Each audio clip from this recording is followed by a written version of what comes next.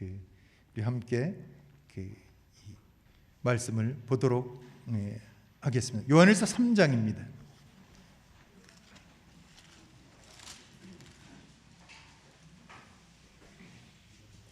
요한일서 3장 16절로 18절 말씀입니다. 한 목소리로 함께 읽도록 하겠습니다. 시작. 그가 우리를 위하여 목숨을 버리셨으니 우리가 이로써 사랑을 알고 우리도 형제들을 위하여 목숨을 버리는 것이 마땅하니라. 누가 이 세상의 재물을 가지고 형제의 궁핍함을 보고도 도와줄 마음을 닫으면 하나님의 사랑이 어찌 그 속에 거하겠느냐. 자녀들아, 우리가 말과 혀로만 사랑하지 말고 행함과 진실함으로 하자. 특별히 저희들 교회에서는 이 형제 사랑에 관해서는 특별히 강조하지 않아도 매주 저희들 마음 가운데 형제 사랑에 관한 이 동기들이 부여받게 됩니다. 그것은 우리가 드리고 있는 이 주의 만찬입니다.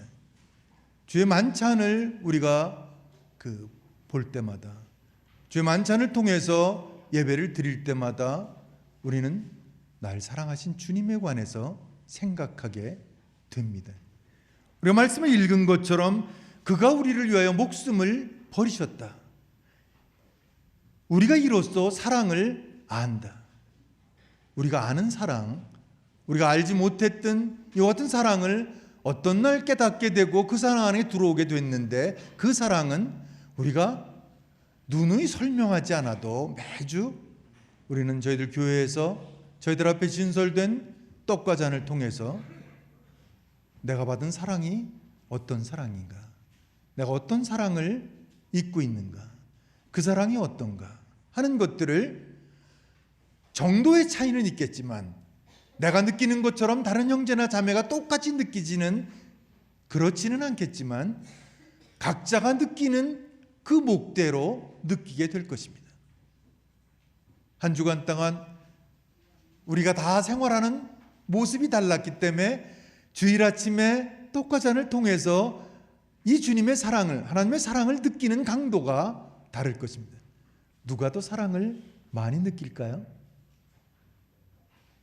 한 주 동안 아주 경건하게 잘 사는 사람이 주님이 너무 날 사랑하시는 거야 이렇게 느낄까요? 한 주 동안 아주 형편없이 살았던 사람이 주의 만찬 앞에 딱 나왔을 때 하나님이 정말 나를 이렇게 사랑하시는가 하고 느낄까요? 말씀에 있는 것처럼 우리는 뭐 설명할 필요 없이 자기가 형편없다고 느끼면 느낄수록 하나님의 사랑이 얼마나 크고 놀라운지를 우리는 깨닫게 되는 것이죠. 역설적일지 모르지만 누가 하나님의 사랑을 정말 그 마음 가운데 깊이 더 알고 깊이 더 깨닫고 그 사랑 가운데 정말 감사하고 그 사랑을 조금씩 흉내내려고 할까요? 우리가 생각할 때는 아마 경건하게 살고 거룩한 삶을 살면서 말씀대로 말씀을 잘 알고 말씀대로 실천하고 뭔가 이런 분들이 이 하나님의 사랑을 잘 나타내고 하나님의 사랑을 더 그 마음 가운데 감격하고 감사하는 삶을 살 것 같지만 사실은 저를 봐도 하나님의 사랑이 감격적으로 제 마음 가운데 들어올 때가 언제예요? 제가 나를 돌아봤을 때 내가 하나님 앞에 나오기도 부끄러웠을 때 그때가 제 마음 가운데 하나님이 정말 사랑이시구나, 이런 나를 사랑하시는구나, 그리고 이런 사랑을 본받아 살기를 기대하고 계시는구나 하는 것들을 더 깊이 알게 되는 것이죠. 읽은 말씀을 보면 16절에 그가 우리를 위하여 목숨을 버리셨으니 우리가 이로써 사랑을 알고, 우리가 이 사랑을 아는 것들은 바로 주님이 날 위해 생명을 내어주신, 그리고 어쩌면 저들 교회에 다니고 있는 모든 성도들은 이 형제 사랑에 관해서 잊어버릴 수가 없다고 저는 생각합니다. 주일 만찬 예배에 나오기만 하면 정말 사단이 우리의 마음을 허탄하게 만들어서 여러 가지 다른 생각을 들도록 만들어서 때때로 우리 마음 가운데 주님보다 더 좋은 것들을 생각나게 해서 그리로 빠지게 만든다든지, 아니면 반대로 자신이 너무 형편없어서 하나님 앞에조차 나갈 수도 없는 형편없는 사람이라고 정죄를 받아서 하나님 앞에 나오지 못하도록 만들어서 교회에 나오지 못하든지, 이런 경우만 아니라면 매주 우리가 예배드리는 이 자리에 나오면 무엇을 생각하게 될까요? 주님 사랑을 생각하게 되는 것이죠. 이때 우리는 우리 속에 있는 내가 알고 있는 이 사랑, 그리고 이 사랑이 어디서부터 기인한 것인지 알기 때문에 형제 사랑에 관해서는 우리들에겐 특별히 말이 필요 없는 사람들이라고 생각이 됩니다. 16절의 말씀 보면 그가 우리를 위하여 목숨을 버리셨으니 우리가 이로써 사랑을 알고, 그 다음에 말씀 뭐예요? 우리도 형제들을 위하여 목숨을 버리는 것이 마땅하니라. 앞에 말씀은 참 그 부담 없이 들리는 말씀인데요, 뒤에 말씀은 참 부담이 되는 말씀입니다. 이론적으로는 그렇잖아요. 이론적으로는 주님이 우리를 위해 목숨을 버리셨다, 우리도 형제들을 위해 목숨을 버리는 것이 마땅하다. 근데 좀 말로는 좀 이상한 말이에요. 그가 우리를 위해 목숨을 버리셨어요. 주님이 나를 위해서 목숨을 버리셨으면은 너도 나를 위해서 목숨을 버리는 게 마땅하다, 이렇게 말하는 게 정상적인 말이잖아요. 그런데 주님이 나를 위해서 목숨을 버리셨는데 누구를 위해서 목숨을 버리는 게 마땅하다는 거예요? 형제를 위해서 목숨을 버리는 게 마땅하다는 거예요. 이게 뭐 좀 문법적으로는 틀린 말 아닐까요? 주님이 나를 위해서 죽으셨는데 왜 형제를 위해서 내 목숨을 버리는 게 마땅하다고 말할까요? 뭔가 좀 틀릴 것 같은데, 우리가 받은 사랑은 바로 이런 사랑이잖아요. 주님이 나를 위해 목숨을 버리시고 우리의 기대하시는 것은 뭐예요? 형제를 위해 그렇게 그 사랑 본받아 살게 되기를 기대하는 마음을 우리에게 말씀하시고 있는 것을 보는 것이죠. 그러면서 이제 17절 18절에 설명하시는데, 누가 이 세상의 재물을 가지고 형제의 궁핍함을 보고도 도와줄 마음을 닫으면 하나님의 사랑이 어찌 그 속에 거하겠느냐. 자녀들아, 우리가 말과 혀로만 사랑하지 말고 행함과 진실함으로 하자. 어떤 사람이 믿음이 있는 사람일까요? 우리가 거의 아마 여기 계시는 모든 분들이 다 믿는 분들이잖아요. 다 구원의 확신이 있고 소망이 있으신 분이잖아요. 믿음으로 사는 사람들은 어떻게 사는 걸까요? 믿음은 이 머릿속에 머물러 있는 사람인가요? 믿음이 이 몸을 통해서 나오는 사람일까요? 뭐 우리가 속에 있는 거 그냥 놔두면은 사람이 어떻게 될까요? 미칠 거예요. 이 속에 뭐가 있는데 이거 가다 두면요, 사람이 미칠 수도 있어요. 그래서 어떤 말이 제일 먼저 퍼지냐면요, 비밀이야, 너만 알고 있어. 이런 말 들으면요, 그 말 안 할 때는 말 안 해도 상관없는데 비밀이야, 너만 알고 있어, 이렇게 무슨 말 해주면은 미치겠는 거예요. 막 이게 여기서 이게 나와야 되는데 비밀이라니까, 가둬둘래니까 이게 얼마나 힘든 거예요. 아마 사람이 속에 있는 걸 감추고 사는 것처럼 제일 힘든 일이 없는 거예요. 그래서 믿음이 있는 사람은 어떻게 살아요? 그 사람 보면 저 사람이 믿음이 있는 사람인지 아닌지를 아는 거예요. 왜요? 그 속에 믿음이 있으니까 그 믿음대로 사는 거예요. 우리가 우리의 생활 가운데 봐도 하는 거예요. 야, 이 말 하지 마. 비밀이야. 이래 놓으면은요, 아주 갑갑해서 막 돌 것 같은 마음이 막 드는 거예요. 사도 바울도 그렇게 고백한 적이 있어요.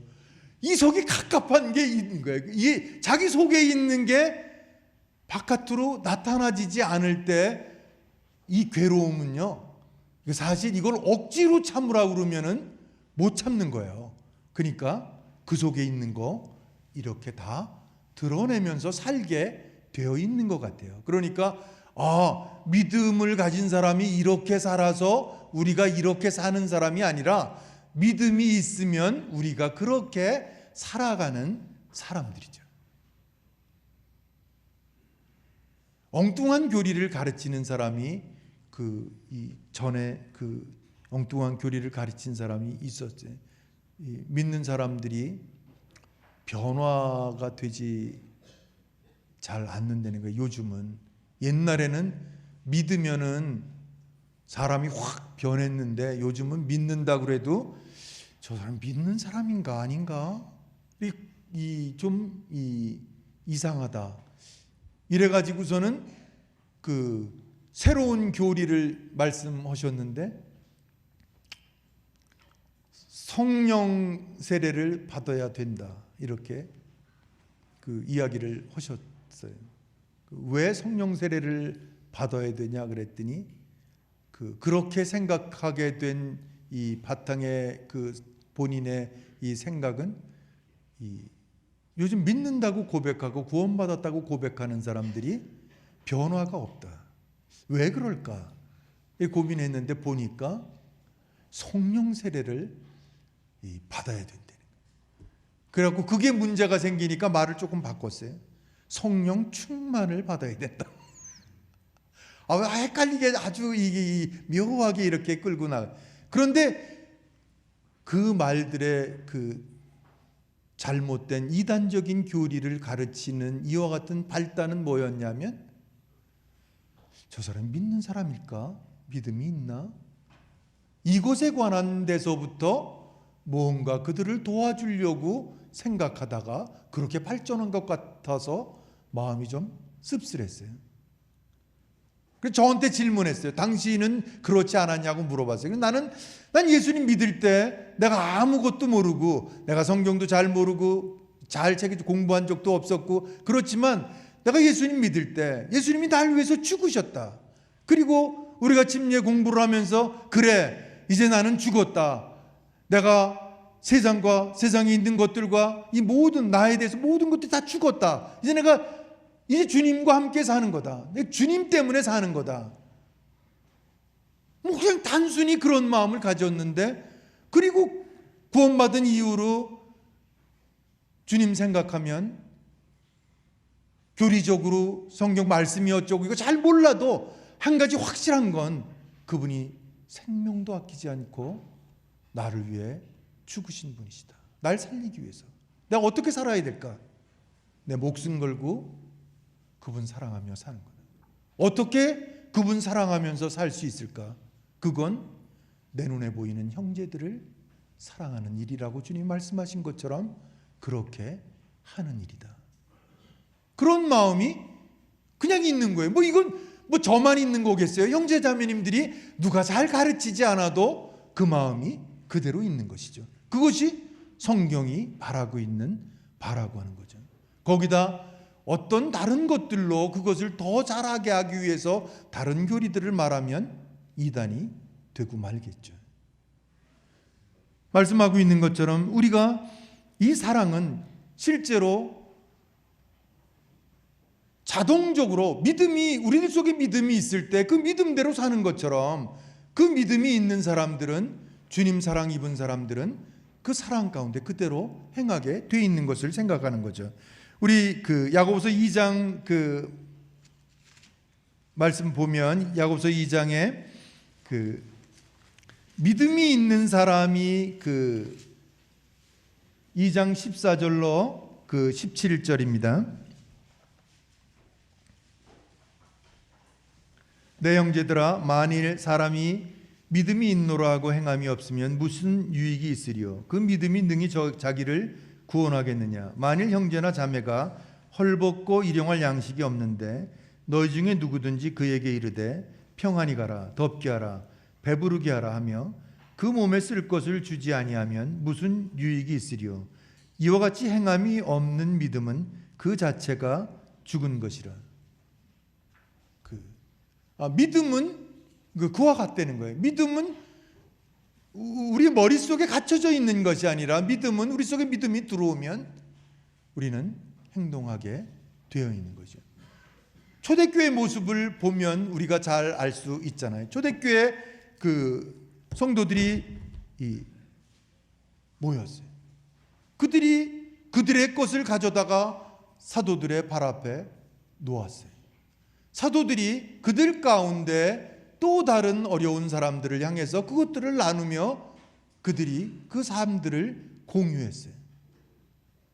그런 것들은 주님 사랑을 안 사람들이, 야, 니네가 이제부터 주님 사랑을 알았으니까 너희들을 것을 가져다가 어려운 사람들을 우리가 나누어야 된다. 다 가져와라. 안 가져오는 사람은 어떻다. 뭐 이렇게 협박한다든지, 이렇게 많이 낸 사람이 많이 받는다. 그러니까 많이 내야 된다. 이렇게 뭐 강조했다든지, 뭐 그렇게 체계적으로 지금 우리 그런 말씀들을 다 배웠죠. 그런데 그렇게 강조하지 않았을 거거든요. 그런데 뭐 알고 있는 거예요? 이것은 구약 때부터 가난한 사람들을 돕는 일들은 하나님께서 원하시는 것들을 그들의 삶 가운데 알고 있는 것이죠. 어려운 사람들을 우리가 도와야 된다고 하는 것들은 누가 그들 가운데 특별히 말하지 않아도 오래전부터 그들이 가르침을 받아왔던 내용들이죠. 우리들 가운데 누구도 사랑이 있는 사람, 믿음이 있는 사람이라면, 우리들 가운데 누가 어려워하는 사람이 있으면 외면하는 사람이 그런 사람일까요? 마음을 같이 하는 사람이 그런 사람일까요? 아마 자연스럽게 마음이 같이 그래요. 제 딸이 어린이집을 경영하고 있습니다. 어린이집의 아이들을 데려오는 유형을 보면 여러 유형의 어른들이 있습니다. 어떤 엄마는 어린이집 차량보다는 내가 직접 우리 아이를 안전하게 어린이집까지 데려다 줘야 된다고 고집하고, 힘들고 어려운데도 자기가 꼭 운전해서 아이를 데려오는 분이 있습니다. 또 어떤 분은 손을 잡고 데려오는 분이 있습니다. 그 중에 제 마음 가운데 참 감동적인 한 분이 있는데, 그분은 할머니이십니다. 그분은 이렇게 본인이 똑바로 설 수가 없는 분입니다. 이 휠체어를 잡아야 이렇게 똑바로 설 수 있는 분입니다. 그런데 이분은 휠체어가 아니라 유모차 말 잘못했어요. 유모차를 잡아야, 그 유모차에 오시는 길에 재활용품을 다 거기다가 모아가지고 원까지 오시는 분입니다. 돌아가시면서 또 그 유모차에 그 재활용품을 모아서 집으로 돌아가시는 할머니십니다. 그런데 손녀를 데려오시는데 모습이 너무 이쁜 거예요. 할머니 본인도 걷기 힘드시는데 이 할머니의 눈은 잠시도 이 손녀와 떨어져 있는 적이 없어요. 유모차를 끄시면서도 이 손녀만 보는 거예요. 손녀 이름을 부르면서 그쪽으로 가지 말아라, 일리 와라, 뛰지 말아라, 걸어라, 뭐 하여튼 그 오는 길에 제가 보는 거는 뭐 불과 여기서 조만큼도 아니에요. 하여튼 여기서 조만큼 가는 길에도 유모차에 손을 얹으시고 그 손녀를 보면서 계속 말씀을 하시는 거예요. 뛰지 말아라, 걸어라, 이리 와라, 같이 가자. 아마 이 손녀가 느끼는 거는 좀 다를 수도 있어요. 우리 할머니는 나한테 왜 이렇게 잔소리가 심할까, 이렇게 느낄 수도 있을 거예요. 그런데 제가 보는 할머니는 어떤 거예요? 손녀를 끔찍히 사랑하시는 할머니시구나. 옛날에 우리 엄마랑 우리 할머니가 저한테 그렇게 얘기했던 거 그때는 뭐로 들렸어요? 잔소리로 들렸어요. 엄마, 내가 애기예요. 뭐 맨날 차조심을 해래요. 근데 시간이 지나고 나니까 그게 어떻게 느껴져요? 사랑하셨어요. 어제 우리 아들이 자기 아들 돌이라고 점심 먹자고 그래서 같이 점심 먹었어요.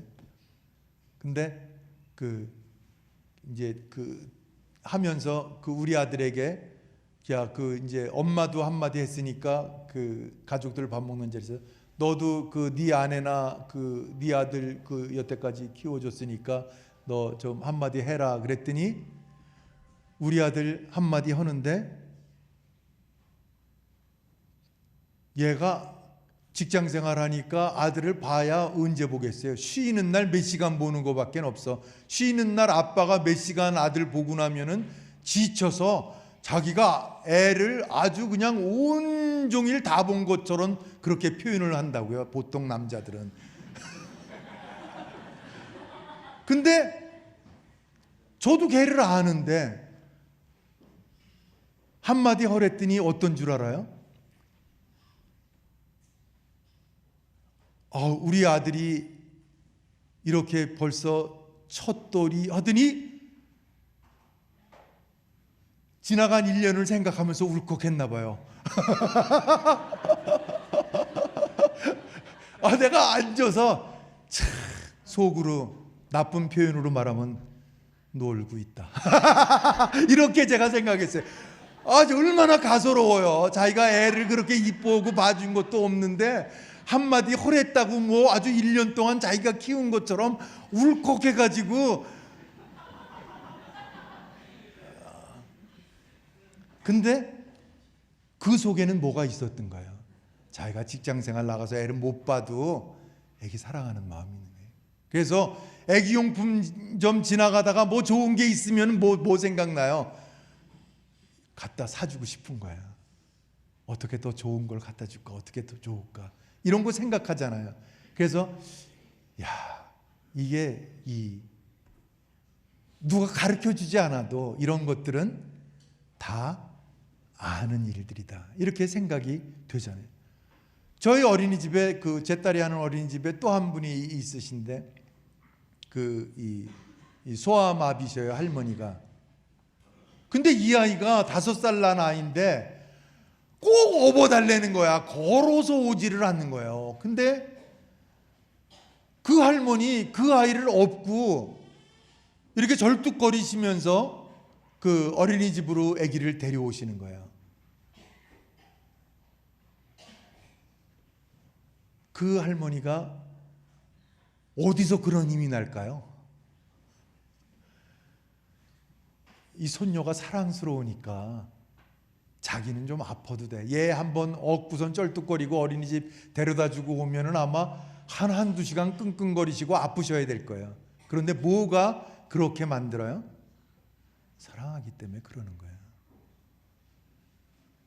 우리가 주님 사랑 입은 사람들이잖아요. 그리고 그가 우리를 위해 목숨을 버리셨으니 우리가 이로써 사랑을 알고, 전에는 형편없이 이기적인 사람들이었잖아요. 얼마나 이기적이었어요. 나밖에 모르죠. 조금 더 나가면 뭐예요? 내 식구밖에는 모르죠. 이러던 사람들인데 우리가 어떤 사랑을 안 거예요? 원수처럼 행했던 나, 하나님 앞에 도저히 부끄러워서 나올 수 없었던 나, 하나님 사랑한다고 말할 수조차도 미안했던 그런 부끄러운 나를 하나님 먼저 사랑하셔서 생명을 내어주셨잖아요. 우리가 그 사랑을 우리에게 알려주셨잖아요. 그걸 깨달아 알게 해주셨어요. 믿게 해주셨잖아요. 그래서 날더러 이제는 어떻게 형제를 위하여 목숨을 버리는 것이 마땅하니라.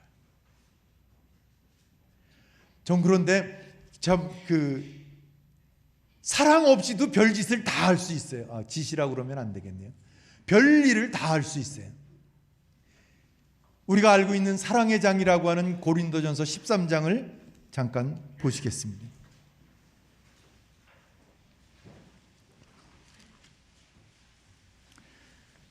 고린도서 13장 1절로 3절에 보면 내가 사람의 방언과 천사의 말을 할지라도 사랑이 없으면 소리나는 구리와 울리는 꽹과리가 되고 내가 예언하는 능력이 있어 모든 비밀과 모든 지식을 알고 또 산을 옮길 만한 모든 믿음이 있을지라도 사랑이 없으면 내가 아무것도 아니요 내가 내게 있는 모든 것으로 구제하고 또 내 몸을 불사르게 내줄지라도 사랑이 없으면 내게 아무 유익이 없느니라. 여기서 말하고 있는 것들은 뭐예요? 기가 막힌 말, 그리고 훌륭한 말씀, 모든 비밀을 깨우칠 만한 그런 말씀들, 그리고 산을 옮길 만한 믿음, 이런 게 있는데 뭐가 없을 수 있다는 거예요? 사랑이 없을 수 있다는 거예요. 사랑 없이 훌륭한 말을 할 수 있다는 거예요. 사랑 없이 훌륭히 말씀을 증거할 수 있다는 거예요. 사랑 없이 훌륭한 믿음을 발휘할 수 있다는 거예요. 그리고 3절에는 사랑 없이 구제하고 사랑 없이 순교자적인 삶을 살 수 있다고 하는 거예요. 사랑이 없이 이런 것을 한다고 할지라도 이것이 별 소용이 없다. 이렇게 말씀하고 있는 것을 보게 돼요. 특별히 고린도서 13장은 고린도서 12장부터 14장까지 은사에 관해서 말씀하시다가 이제 하나님의 교회 가운데 은혜의 분량대로 선물의 분량대로 우리에게 각자 다 은사를 주셨는데 그 은사를 사용할 때 개인적으로 생각할 때 특별히 무엇으로 해야 된다고 생각하는 거예요? 사랑으로 해야 된다고 하는 것이죠. 그래서 고린도서 16장 14절에 뭐라고 마지막으로 사도 바울이 고린도 교회에 권면하고 계신 거예요? 너희 모든 일을 사랑으로 행하라. 이렇게 말하고 있는 거죠. 우리가 사랑해야 된다고 하는 것은 한 시간 가지고 형제 사랑에 대해서 말해라 그러는 거는 이건 너무한 거예요. 그죠? 어떻게 한 시간에 말하겠어요? 하다가 중간에 끝나야지. 이건 말도 안 되는 거죠. 그렇지만 어쩌겠어요. 한 시간 안에 끝내려면 한 시간만 말하고 가야죠.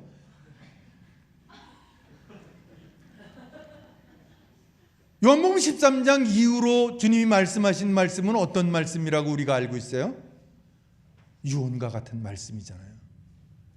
십자가를 목전에 두고 주님이 그 제자들에게 하신 말씀이잖아요. 그래서 요한복음 13장 1절에서 뭐라고 말하는 거예요? 주님께서 세상에 있는 자기의 사람을 사랑하시되 언제까지? 끝까지 사랑하신다고 말씀하시면서 이제 그 말씀들을 하시는데 요한복음 13장 우리가 잘 아는 것처럼 34, 35절에서는 뭐라고 말씀하고 계시는 거예요? 내가 너희에게 새 계명을 준다. 이렇게 말씀하시면서 뭐라고 말씀하시는 거예요? 내가 너희를 사랑한 것처럼 너희가 서로 사랑해라. 이렇게 말하는 거예요. 우리가 형제 사랑에 관해서는 더 이상 사실은 설명이 필요 없는 사람들이에요. 이론적으로 모르기 때문에 형제 사랑을 못하는 게 아니라 우리 마음 가운데 주님 사랑하는 마음이 많으면 많을수록 형제 사랑을 더하게 돼 있어요. 주님 사랑을 더 많이 깨닫는 사람은 누구라고요? 경건하고 의로운 사람? 아니라 형편없는 사람이 주님 사랑을 더 많이 깨닫는 거죠. 내가 형편없다고 더 깨달으면 깨달을수록 주님 사랑이 어떻게 되겠어요? 더 놀라운 거죠. 그런 사람이 더 주님 사랑하게 되어 있는 거죠. 메시지 성경에 나와 있는 그 구절의 말씀을 읽어드리도록 하겠습니다.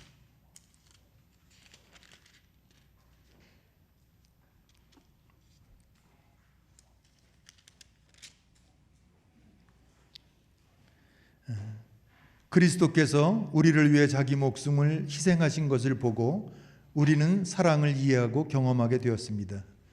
그러므로 우리도 자기 자신만 위하는 것이 아니라 믿는 동료들을 위해 희생하며 살아야 합니다. 공경에 처한 형제나 자매를 보고서 도울 방법이 있는 여러분이 그들을 냉대하고 아무것도 도와주지 않는다면 하나님의 사랑은 어찌 되겠습니까? 사라지고 말 것입니다. 여러분이 하나님의 사랑을 사라지게 한 것입니다. 우리가 자녀를 사랑하잖아요. 남들이 내 새끼에 대해서 평가를 하죠. 아우, 쟨 틀렸어. 이렇게 말할 때도 있어요. 왜냐하면 그 아이의 부정적인 모습을 보면서 저 아이는 틀린 아이 같아. 주변에 있는 모든 사람들이 내 자녀에 대해서 포기할 그때에도 사랑하는 부모의 마음은 어떨까요? 다른 모든 사람이 내 자녀를 포기해도 부모는 그 자녀에게 포기란 단어를 상상할 수도 없는 거예요. 끝까지 기대하고 참아주고 믿어주고 사랑하는 거예요. 우리가 주님 사랑을 입은 한 가족이잖아요. 가족이라고 생각하나요? 우리가 주님 사랑 입은 한 가족이잖아요. 세상에 있는 모든 다른 사람들이 내 옆에 있는 어떤 형제가 손가락질 받고 다른 사람들에게 힐난을 당한다고 할지라도 누가 참고 기대해 줘야 될까요? 바로 나죠. 내 옆에 있는 형제가 다른 사람들에게 공격을 당하고 형편없다고 무시를 받고 기대할 것이 없다고 형편없는 사람이라고 말할 그때에도 난 어떻게 해야 될까요?